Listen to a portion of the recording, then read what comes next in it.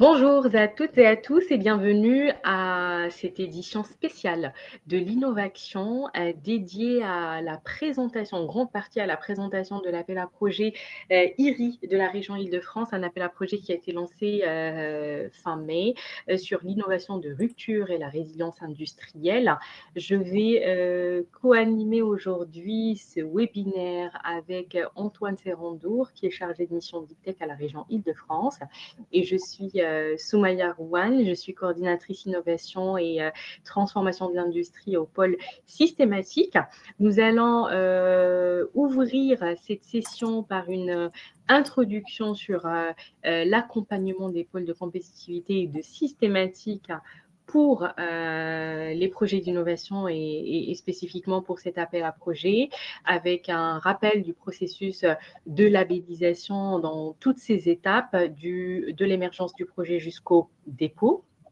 Antoine enchaînera par la suite sur une présentation de l'appel à projet avec ses objectifs, les filières prioritaires et puis aussi la nature des projets qui sont attendus en termes de consortium, de critères de sélection, de dépenses et un rappel sur le calendrier de l'appel à projet. Avant de démarrer, quelques petits rappels pratiques sur le déroulé de la session. Ce webinaire est enregistré. Vous recevrez à la fin de ce webinaire le replay pour la session.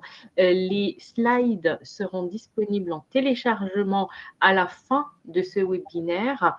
Vous pouvez poser toutes vos questions dans l'onglet questions en bas à droite de votre écran. L'onglet chat est réservé aux échanges entre participants et avec l'équipe qui anime le webinaire. Nous allons dédier la dernière partie du webinaire à une session questions-réponses en direct avec Antoine. Donc, n'hésitez pas à poser tout au long de la session les questions sur cet appel. Ils vont être relayés à la fin de l'intervention de la région. Alors, pour démarrer, c'est quoi le processus de labellisation des pôles? Les pôles de compétitivité sont habilités à accompagner et à attribuer un label aux projets d'innovation collaboratif et monopartenaire. Cette mission-là est inscrite dans notre feuille de route depuis la création des pôles de compétitivité et qui a aussi plusieurs objectifs. L'attribution des labels, l'accompagnement à l'émergence de nouveaux projets, menée avec l'ensemble des financeurs au niveau régional, national et aussi européen, une vision prospective sur la R&D du futur. Et on vous accompagne sur toutes les étapes qui vont être indispensables pour le montage d'un projet, sur la recherche de partenaires, sur de la veille technologique, sur de la veille sur les dispositifs d'innovation. Et c'est l'objectif principal de l'innovation que nous animons tous les mois.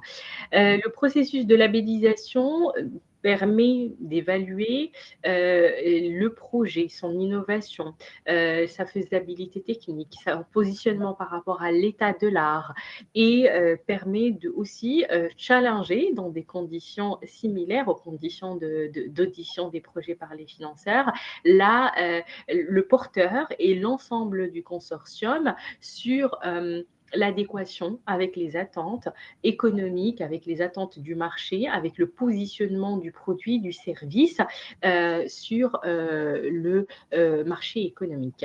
Donc, il y a aussi des enjeux que nous regardons de près dans un processus de labellisation en lien avec la propriété intellectuelle.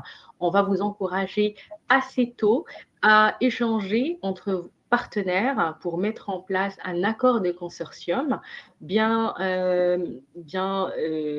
définir toute la propriété intellectuelle qui appartient à chaque partenaire avant la collaboration et aussi pendant le projet et la répartition après la fin de la collaboration entre vous et vos partenaires. Des critères qui sont de plus en plus présents aujourd'hui dans l'évaluation et la sélection des projets d'innovation, c'est les critères en lien avec la transition écologique et environnementale. Donc, c'est un point sur lequel on va beaucoup aussi attirer l'attention du porteur et du consortium pour rester en cohérence avec les priorités des financeurs et les priorités au niveau national. Enfin, l'adéquation du projet systématique labellise des projets dans les périmètres de nos hubs et nos enjeux. C'est important aussi d'aller solliciter des collabels avec d'autres pôles de compétitivité quand c'est pertinent pour donner un avis complet qui va vous donner un retour très détaillé sur l'ensemble des thématiques technologiques et aussi marché. Donc, le processus de labellisation, ce sont plusieurs étapes que je vais détailler par la suite. La première chose, c'est comprendre ce que vous souhaitez faire sur le plan, sur les verrous technologiques. Est-ce que ce sont des choses qui sont complètement nouvelles, qui existent déjà, et vous donner aussi une sorte de repérage par rapport à l'état de l'art. La faisabilité technique, le niveau de maturité de votre projet, il est aussi évalué en fonction du TRL. Certains dispositifs seront à écarter et d'autres à privilégier. Le porteur du projet et l'interlocuteur, enfin le chef de file, le coordinateur et l'interlocuteur privilégié dans le cadre de ce processus-là et va être le porte-parole du consortium dans l'ensemble des étapes et échanges avec nos experts et notre équipe opérationnelle. La confidentialité est un sujet qui revient assez souvent quand on aborde avec les porteurs de projets, quand on met en place et on aborde ces sujets labellisation. Vous le savez, mais c'est bien aussi de le rappeler que la labellisation, elle est faite dans un strict respect de la confidentialité. Les projets sont étudiés en interne par l'équipe opérationnelle et ne seront communiqués aux experts qu'après accord du porteur de projet. Si vous souhaitez écarter certains experts ou certaines entités pour des questions de concurrence, de conflit d'intérêts, on prendra en compte votre souhait et on le mettra en place.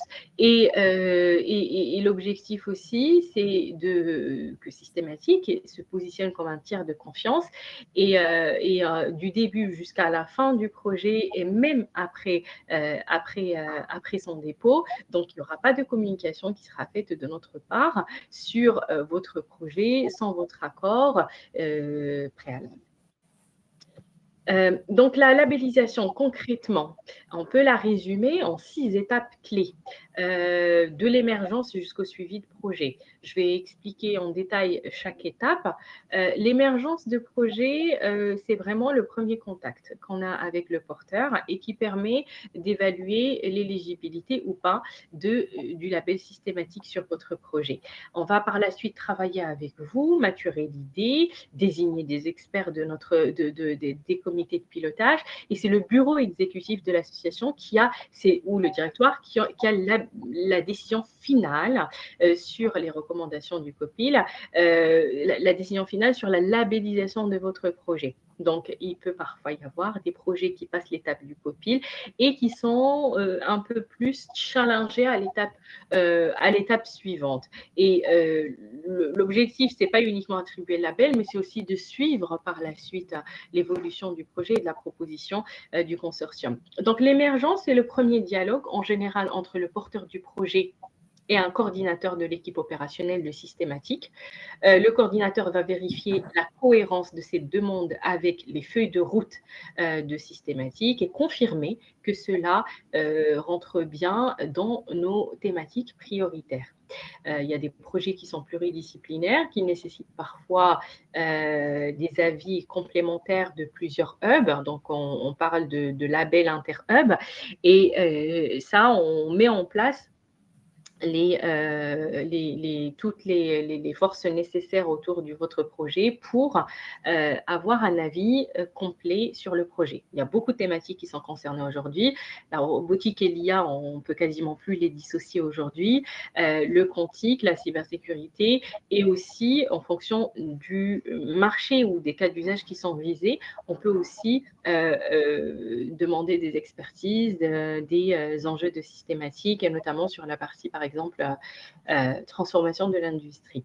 La maturation du projet, c'est une étape qui va durer, on va dire, tout au long du projet jusqu'au dépôt. Parce que l'objectif, c'est en plus de la présentation qu'on aura et d'échanges qu'on aura avec le porteur, c'est d'avoir la présentation détaillée ou l'annexe technique, donc la proposition détaillée du projet, pour évaluer l'éligibilité avec les critères de l'appel à projet qui est visé. C'est une étape très importante qui arrive aussi en complément de l'audition du projet.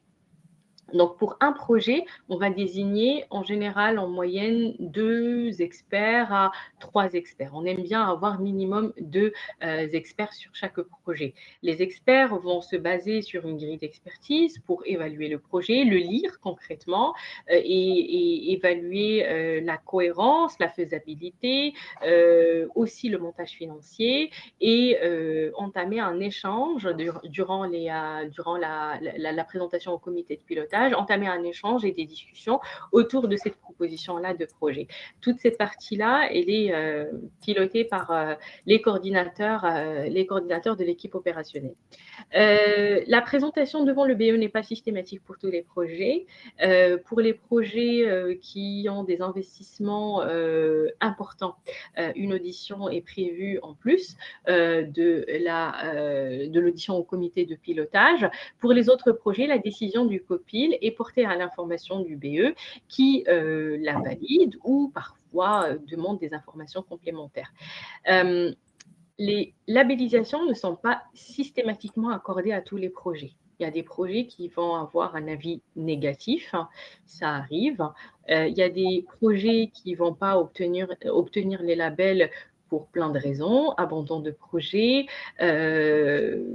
calendrier trop serré. Il peut y avoir aussi des projets qui arrivent parfois trop tard et je vais attirer dans la slide suivante votre attention un peu plus sur ce sujet-là. Et il y a des projets parfois qui nécessitent une réorientation, soit en termes de guichet de financement ou parfois en termes de partenariat. Donc, le suivi de projet après le dépôt est très important parce que ça nous permet déjà de voir l'évolution des projets après dépôt, de suivre des indicateurs clés pour répondre aux questions des futurs porteurs de projets sur qu'est-ce que le label m'apporte. Aujourd'hui, en moyenne, plus de 50% des projets qui sont labellisés obtiennent un financement après le dépôt. Je parle label de systématique. Donc, il y a des guichets de financement sur lesquels ce taux va atteindre jusqu'à 70%. Donc, c'est important pour cet appellerie. La labellisation est clairement citée comme une recommandation dans le cahier de charge.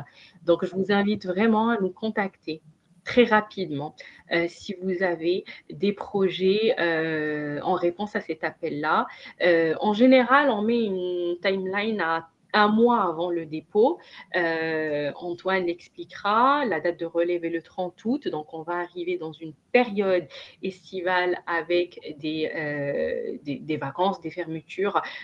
Donc, il va falloir s'organiser pour auditionner le plus tôt possible les projets et consacrer le dernier mois avant le dépôt à des échanges, des améliorations et des intégrations de remarques que vous allez avoir dans l'idéal au mois de juillet.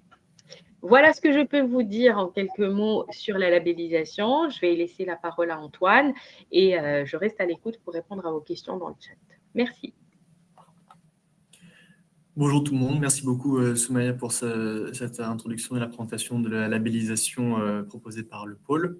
Donc, je suis Antoine Serrandour, je suis chargé de mission Deep Tech à la région Île-de-France. Je suis plutôt chargé des filières technologie quantique et IA.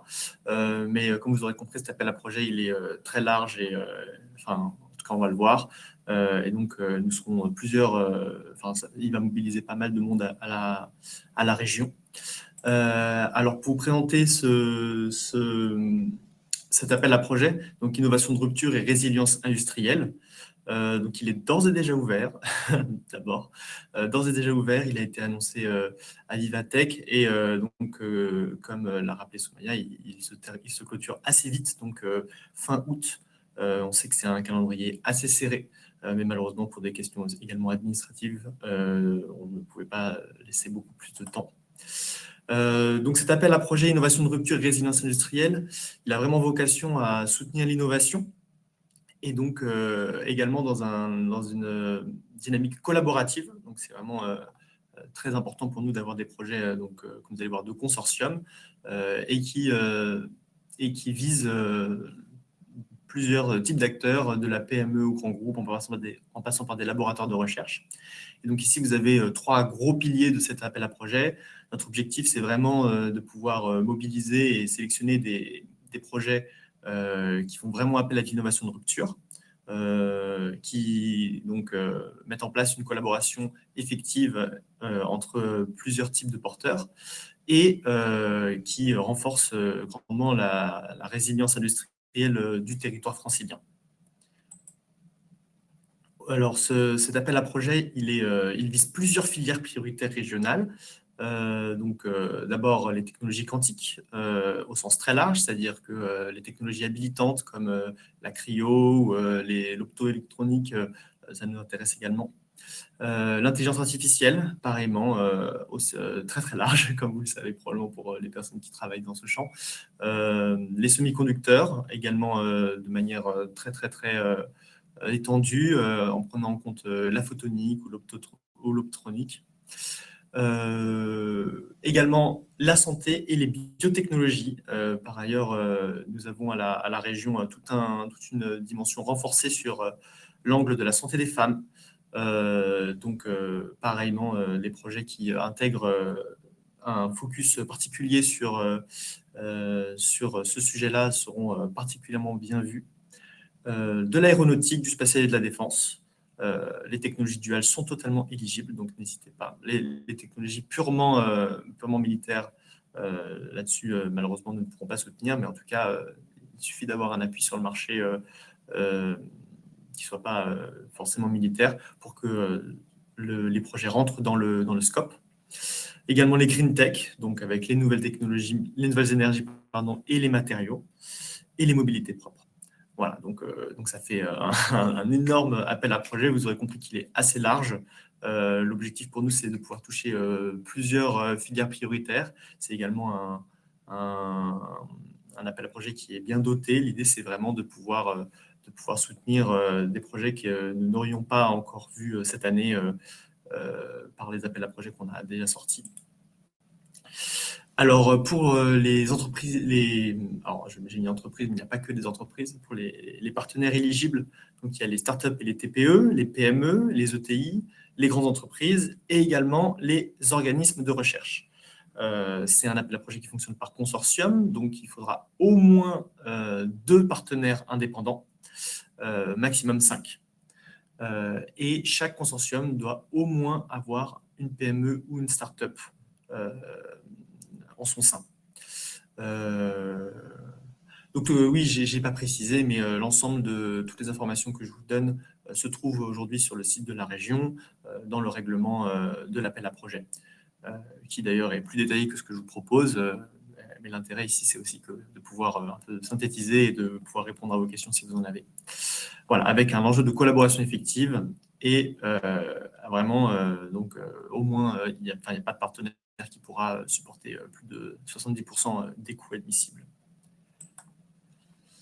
Alors, pour parler un peu plus chiffres, parce que je pense que ça permet un peu de structurer également le type de projet qui peut être attendu. La subvention maximale prévue par projet, elle est de 2,5 millions, donc c'est assez ambitieux. Les projets ont une durée entre 24 et 48 mois. Et donc, l'aide prévue ressort de la subvention, avec des taux d'intervention qui sont différents selon les partenaires, selon le type de partenaire.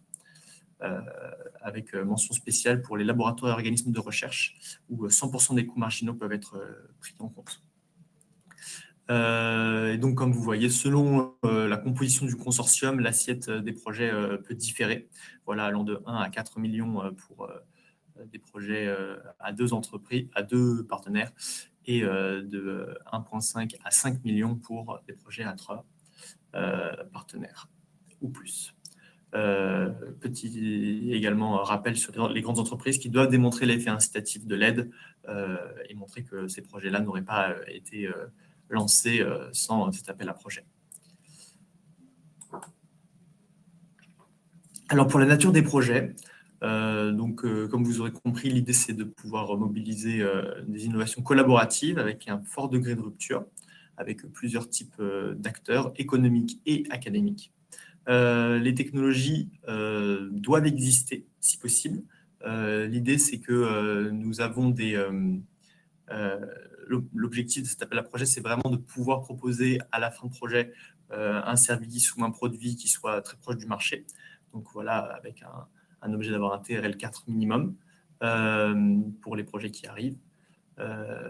L'objectif, c'est donc de démontrer par ce projet la possible mise à l'échelle, voire mise sur le marché en fin de projet.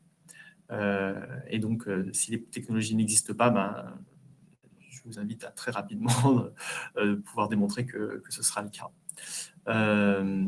Voilà, avec des travaux attendus qui sont plutôt de l'ordre du prototypage, test en conditions réelles, de la démonstration de faisabilité industrielle. C'est ce genre de choses que nous attendons, avec comme finalité donc une trajectoire crédible vers une mise sur le marché ou une industrialisation. En ce qui concerne les critères de sélection, donc ils sont de 5 grosses catégories. D'abord, l'excellence technologique, donc le niveau de rupture, le niveau de TRL, qui sera également challengé, nous, de notre côté, en fonction aussi de la composition du consortium. Les retombées économiques attendues pour la région, donc en termes d'emploi et d'industrie. Alors là, ça fait un peu comme s'il n'y avait que 2 indicateurs, mais l'idée, c'est de pouvoir largement avoir une idée des effets court, moyen et long terme de vos projets. Donc, je vous invite à également nous donner des éléments assez complets sur ce que vous envisagez comme retombée économique pour le territoire. Également, un projet qui est bien ficelé d'un point de vue propriété intellectuelle et rayonnement scientifique. Il est clair que cette dimension-là pourra faire la différence en fonction des projets, selon la qualité et la production de rayonnement que peuvent proposer vos projets. Également, comme je vous disais, l'opportunité commerciale et la stratégie différenciante. Donc, pour nous, il y a vraiment un enjeu à pouvoir soutenir des projets qui amèneront à une mise sur le marché plus ou moins court terme après le projet. Et également, enfin, évidemment, la qualité du consortium. Alors, pour ce qui est du dossier, pareillement sur le site de la région, vous avez déjà tout qui est inscrit avec l'ensemble des critères et des demandes. Mais donc, pour vous donner un petit peu un bref aperçu, l'idée, ça va être de nous proposer un résumé exécutif d'abord, également une description scientifique et technique du projet, avec la stratégie différenciante, sa propriété intellectuelle, les barrières, les avantages concurrentiels et les opportunités commerciales. Voilà, avec un business model à 5 ans et également une évaluation prévisionnelle des retombées économiques avec un tableau à 5 ans et également une évaluation un peu RSE. L'idée, c'est également de pouvoir identifier les contributions du projet à la souveraineté. Pour rappel, cet appel à projet, c'est innovation de rupture, donc l'enjeu de rupture technologique est très important, et résilience industrielle. Donc, on a un vrai enjeu sur la souveraineté en Île-de-France, et donc tout projet qui s'inscrit grandement dans cet enjeu-là sera regardé en priorité. Également sur les gouvernances et la gestion des risques du projet.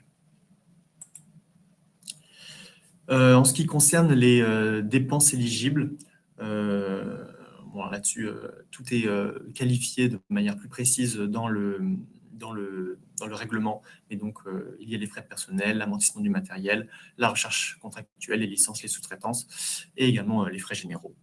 Et donc, pour ce qui est des démarches, tout est en ligne directement. L'appel à projet est déjà ouvert. N'hésitez pas à déposer vos dossiers. Alors, à déposer vos dossiers donc, sur mesdémarches.île-de-france.fr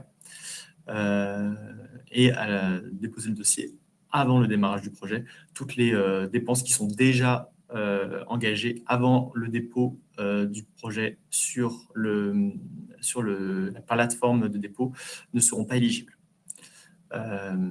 Et enfin, fournir un document administratif, tout le dossier de présentation, les projets d'accord de consortium, etc. En ce qui concerne les obligations du projet, alors il y a un fort enjeu évidemment pour nous d'un maintien de l'activité. Nous serons très attentifs. Donc ces obligations-là, ce sont des obligations pendant le projet.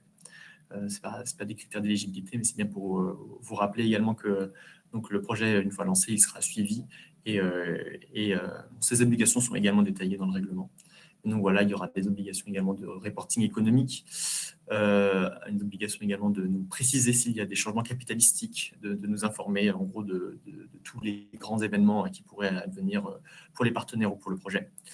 Une attention particulière évidemment pour l'utilisation des résultats pour les projets qui ont une composante duale.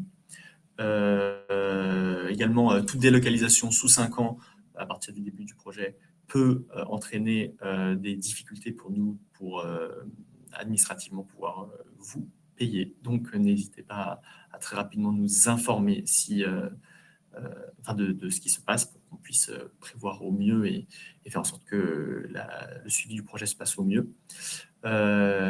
Également, il y aura toute une composante autour de la communication sur le soutien régional pour le projet et avec un volet RSE pour les grands groupes et pour les ETI qui sera observé. Et donc, pour ce qui est du calendrier, comme je vous disais, c'est assez court et comme le rappelait Soumaya également pour la labellisation, voilà, vous disposez de peu de temps. N'hésitez pas à très rapidement vous manifester. Donc, la clôture est prévue pour le 30 août et vous allez voir, le calendrier est également resserré de notre côté puisque nous étudierons tous les dossiers en septembre avec un jury qui aura lieu début octobre pour le faire passer, pour pouvoir voter donc, les projets à partir de mi-novembre. Donc, pour les personnes qui ne sont pas familières du fonctionnement des aides régionales, tant que le projet n'a pas été voté et soutenu par les élus, il y a toujours un risque. Et donc, je crois que la commission permanente aura lieu le 19 novembre. Pareillement, toutes les dates sont dans le règlement. Et donc, voilà, c'est à partir de là que vous aurez la certitude et qu'on pourra vous communiquer avec certitude, sachant que, a priori, voilà, on pourra rester en contact avec vous. Pendant l'étude des dossiers, nous serons peut-être susceptibles de vous demander des informations complémentaires si on a l'impression que le dossier manque ou qu'il y a des interrogations de notre côté. Voilà. Donc, peut-être toute fin pour finir et clôturer cette présentation. La clôture, donc le plus important, c'est quand même la clôture le 30 août.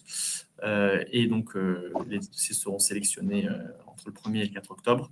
Si vous avez toute question, n'hésitez pas, il y a un mail dédié, donc avec filièreinnovation@île-de-france.fr, sur lequel nous essayons d'être réactifs pour pouvoir un peu vous indiquer également les directions et clarifier certaines difficultés. N'hésitez pas à nous informer parce que ça nous permet aussi, nous, pour d'autres futurs appels à projets, d'identifier quelles sont les zones de flou pour les candidats et candidates. Donc, c'est très utile pour nous également d'avoir votre retour sur les questionnements qui peuvent se poser. Et la plateforme de dépôt, donc mesdémarches.île-de-france.fr. Merci beaucoup, Antoine, pour cette présentation.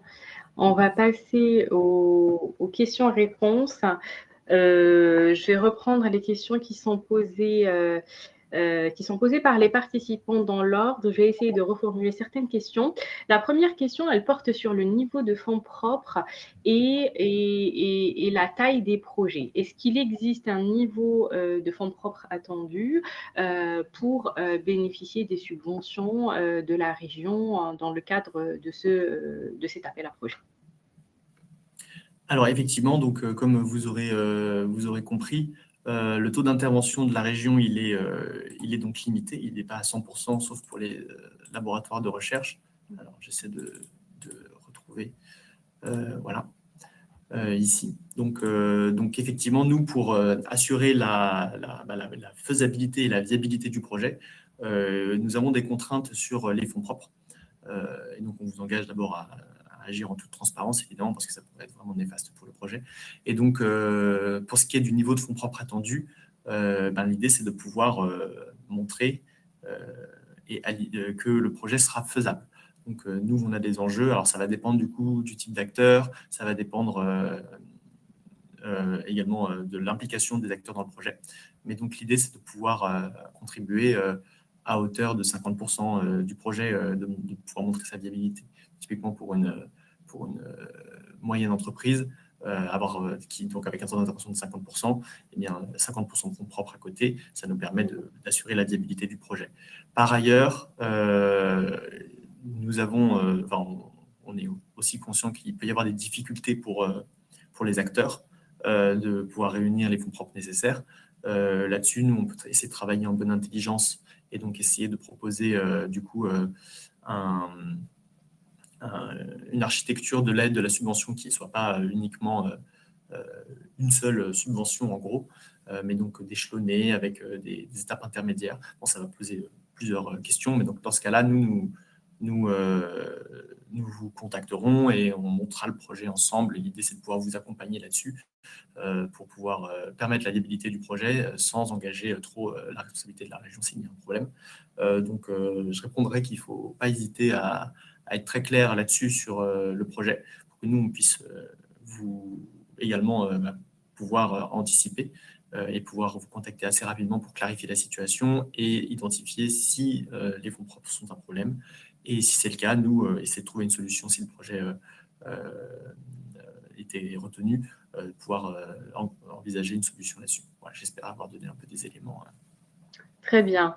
Une autre question qui est revenue assez souvent concernant la localisation géographique des partenaires. Est-ce que des laboratoires hors Île-de-France sont éligibles?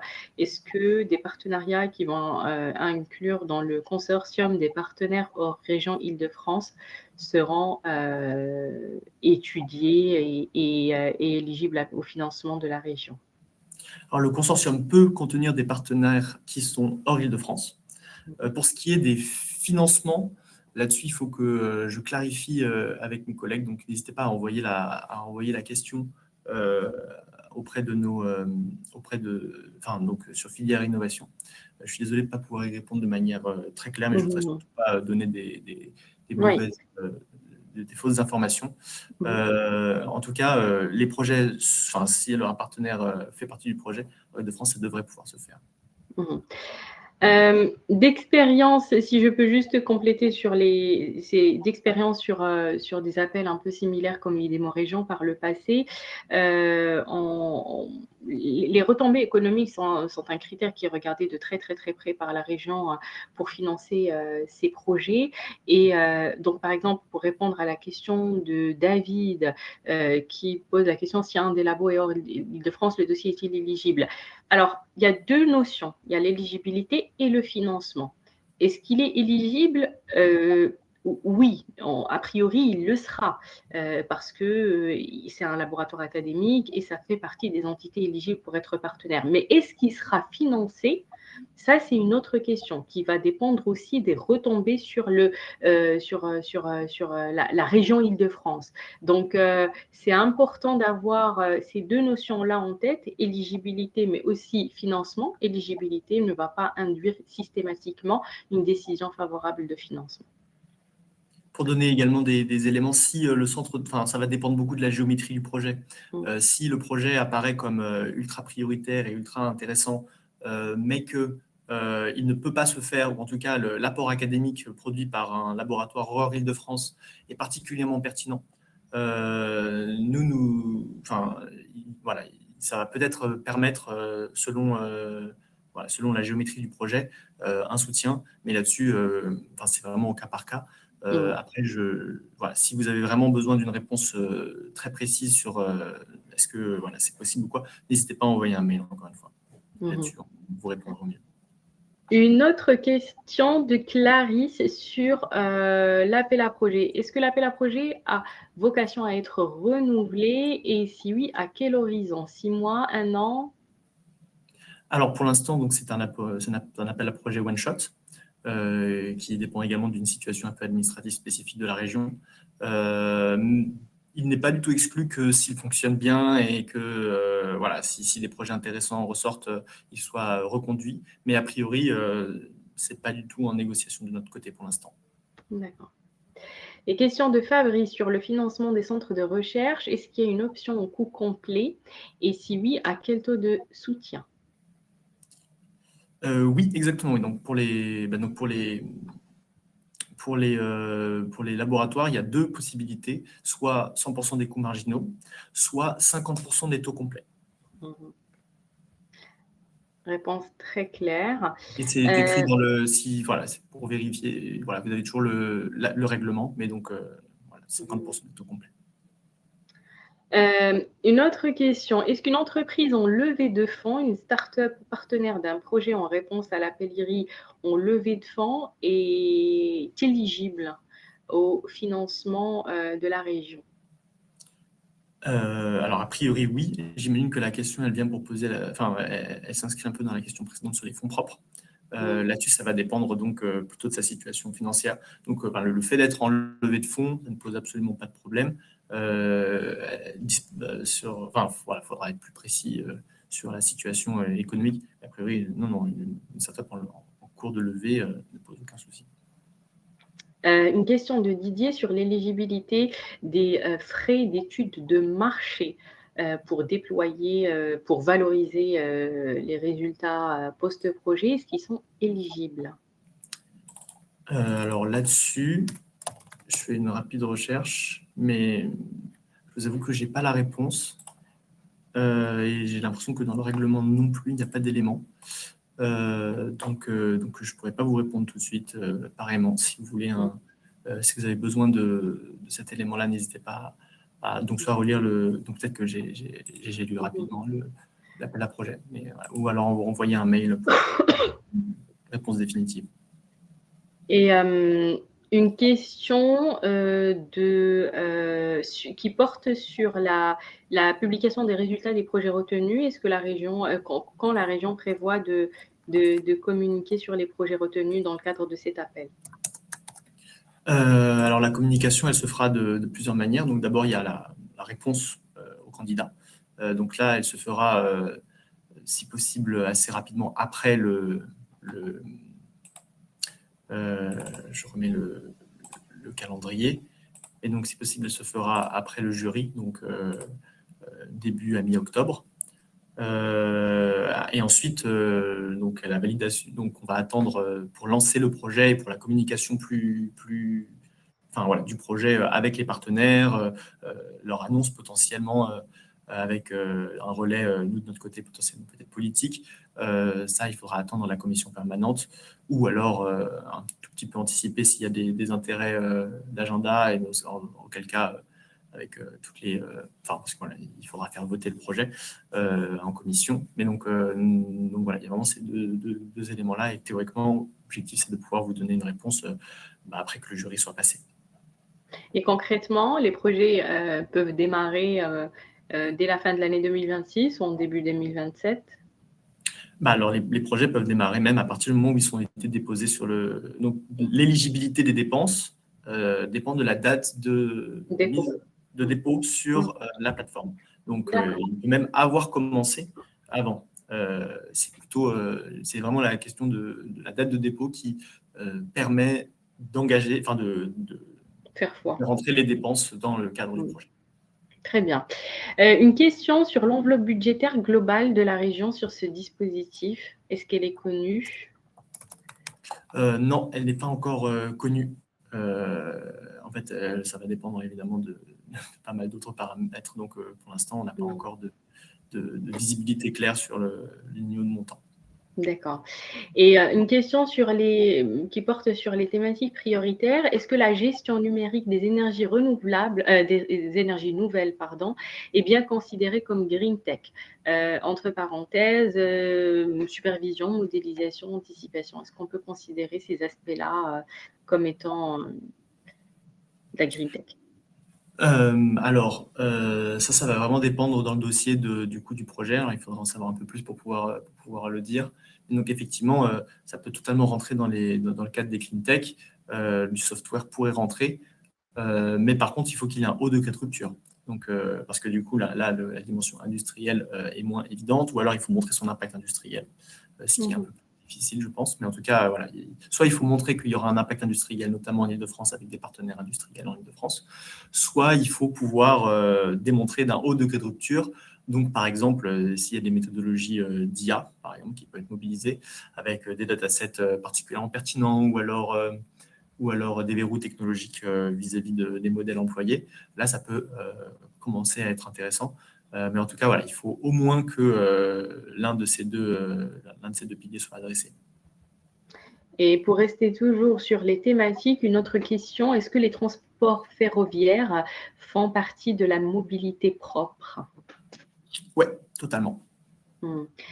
Et une thématique qui n'est pas citée dans les filières prioritaires, la cybersécurité. Est-ce qu'un projet cybersécurité, donc la cybersécurité n'est pas dans les filières prioritaires, est-ce qu'un projet cybersécurité qui est dual ou appliqué à une des filières IA, aéronautique par exemple, serait éligible au financement IRI? Oui, totalement. Alors, la cybersécurité ne fait pas partie de nos thématiques prioritaires. En revanche, on considère qu'elle peut donner lieu, selon soit les technologies qui sont employées, donc typiquement de l'IA ou typiquement aussi également du post-quantique, des enjeux de la cryptographie post-quantique. On considère que c'est très adjacent donc aux filières prioritaires. Les enjeux duals également le sont, et les applications, probablement, donc c'est en général les enjeux de cybersécurité, ils s'appliquent à des domaines, donc typiquement, bon, l'aéronautique peut en faire partie. Donc oui. Par contre, il faut pouvoir démontrer de l'effet dans ces filières-là, et des rapprochements possibles avec ces filières-là.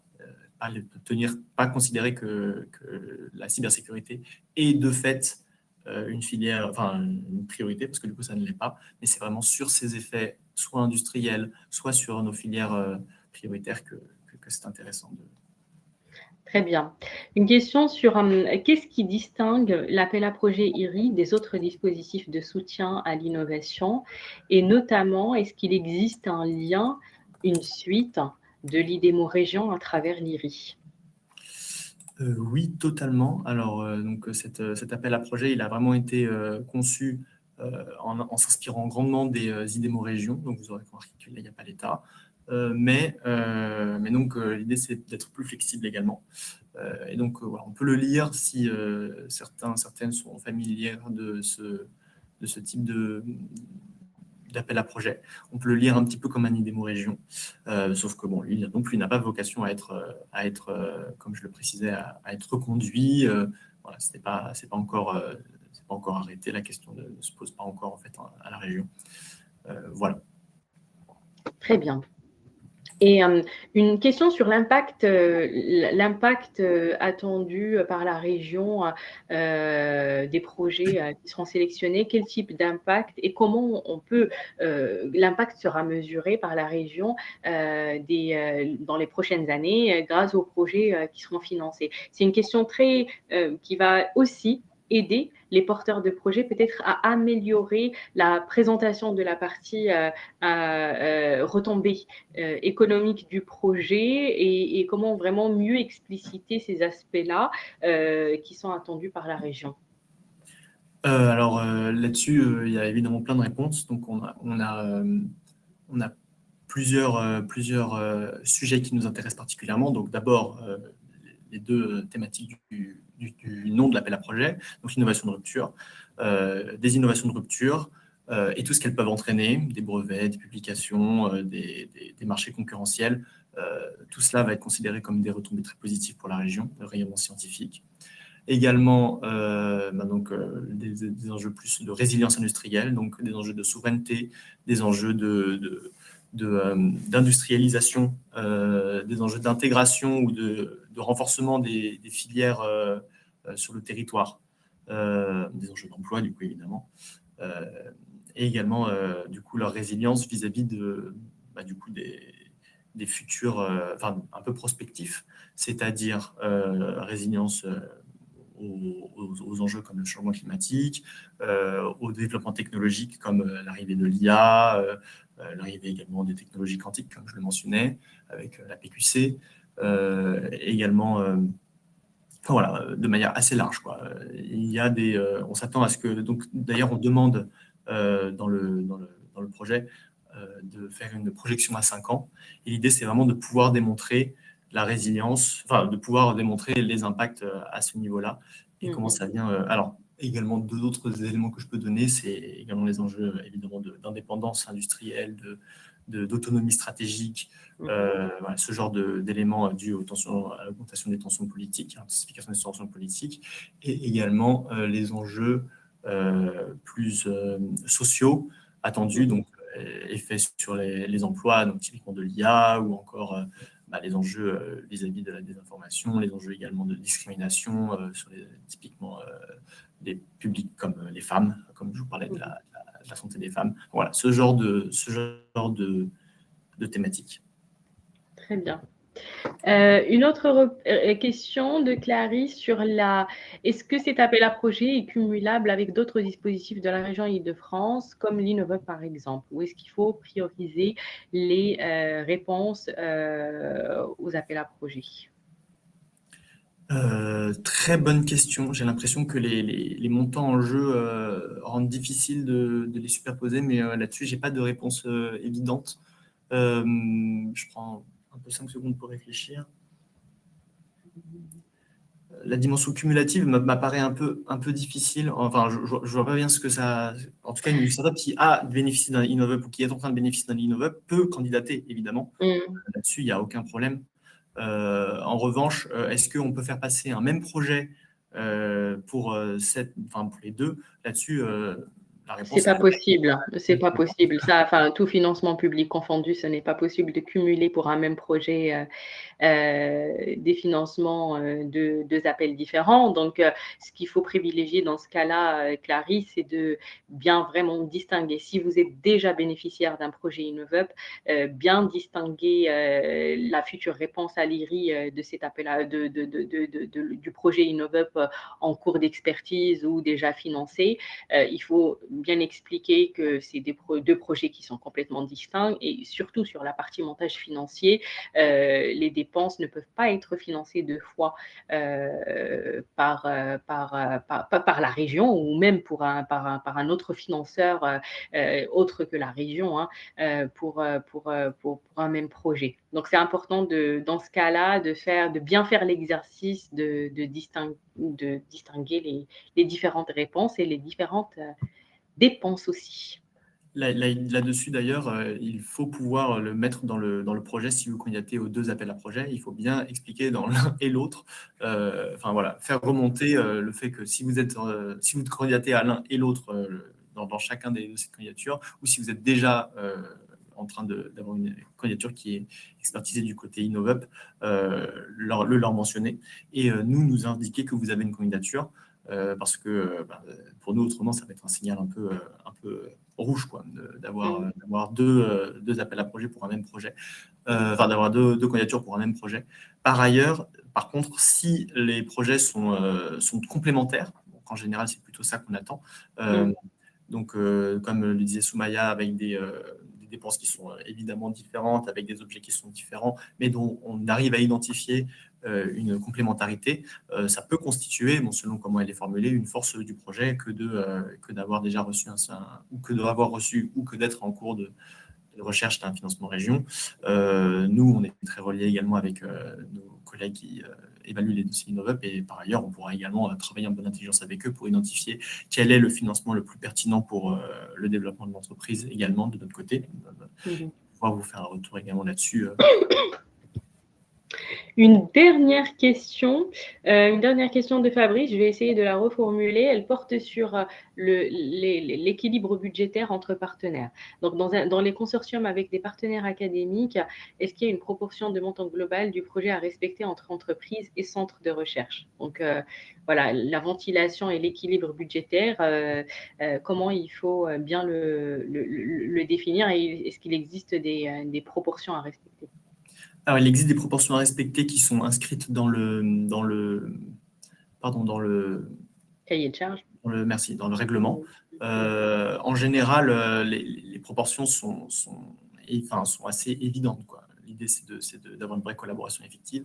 Donc, typiquement, un acteur ne peut pas porter plus de 70%, mais tout confondu, quoi. Il n'y a pas de choses trop très spécifiques vis-à-vis des centres de recherche. Donc, un acteur ne peut pas porter plus de 70%. Donc, si le centre de recherche porte plus de 70% des dépenses, il sera considéré comme non éligible. Également, si les dépenses de R&D sont inférieures à 5% du projet, eh bien, le projet sera considéré comme non éligible. Donc voilà, je vous invite à aller regarder. Donc, il y a plusieurs de ces seuils comme cela. A priori, il n'y a rien de très bloquant, mais si vous envisagez des projets un peu baroques, avec énormément de R&D, ou enfin, voilà, potentiellement, selon la typologie, normalement, ce n'est pas censé poser problème pour la plupart des projets. Mais donc, tout est inscrit dans le règlement si vous avez l'impression qu'il y aura une participation très élevée. Mais a priori, non, l'idée, c'est que ce sera à peu près un projet collaboratif, et donc typiquement des dépenses semblables, enfin, avec des montants semblables entre une start-up et un laboratoire, c'est totalement possible.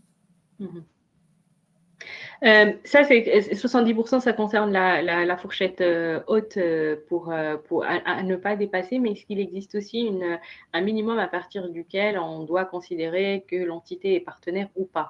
Ça existait par le passé dans d'autres appels à projets de l'ordre de 30%. Je ne l'ai pas forcément vu dans le règlement de cet appel, mais par exemple, un partenaire qui demande 10% du budget global du projet peut quand même être considéré comme partenaire ou pas? Oui, a priori. Également, moi, j'ai pas lu grand-chose contraignant là-dedans dans le projet. Donc, l'idée, c'est que par contre, si on est deux partenaires, évidemment, ça fera 90-10, donc ça ne marchera pas.